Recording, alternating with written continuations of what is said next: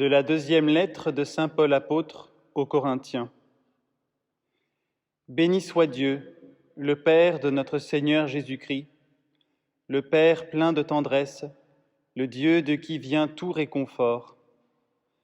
Dans toutes nos détresses, il nous réconforte. Ainsi, nous pouvons réconforter tous ceux qui sont dans la détresse grâce au réconfort que nous recevons nous-mêmes de Dieu.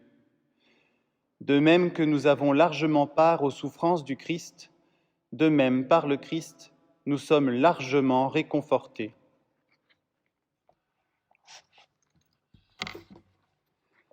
Frères et sœurs, il nous est bon d'entendre que Dieu nous réconforte, que le Père de Jésus-Christ vient maintenant nous consoler par sa tendresse. Et le premier lieu où il nous console, c'est dans notre lieu de vie. Ici, à la Maison Saint-Louis, nous venons de vivre une journée de désert et de silence pour éprouver l'importance d'être seul à seul avec Dieu et de le prier dans la solitude de notre chambre. Il est fondamental pour tout chrétien de sentir la présence de Dieu où que l'on se trouve. Déjà Isaïe le prophétisait « Consolez, consolez mon peuple, dit le Seigneur », avant d'ajouter, juste après, « Voici votre Dieu, voici le Seigneur Dieu ».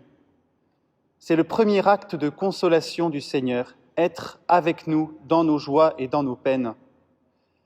Même lorsque nous nous sentons loin de lui, même lorsque nous ne pouvons pas aller le retrouver à la messe, ou lorsque l'avachissement dans notre canapé nous guette, Dieu ne cesse pas de nous rejoindre, de compatir à nos souffrances. Oui, le réconfort de Dieu vient à nous, non pas malgré nos souffrances, mais dans la souffrance elle-même. C'est dans sa compassion, dans sa passion avec qu'il nous réconforte. En effet, nous tirons notre réconfort de la croix du Christ. Il ne s'agit pas de se complaire dans la douleur du Christ parce que nous le rejoindrions ainsi. C'est l'inverse.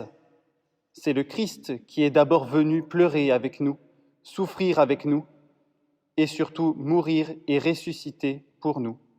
« Mon Rédempteur est vivant », crie Job du fond de sa détresse, et c'est vrai. Nous proclamons un Messie ressuscité. Mais il garde dans son corps les marques de sa passion et de sa mort. Il n'efface pas notre douleur, mais il la transfigure, et il nous la donne à voir comme faisant partie de notre histoire sainte, qui fait que nous lui ressemblons de plus en plus. Mais puisque dans nos épreuves, nous ressemblons au Christ, ressemblons-lui aussi par notre propre compassion. Le réconfort divin nous pousse vers l'autre.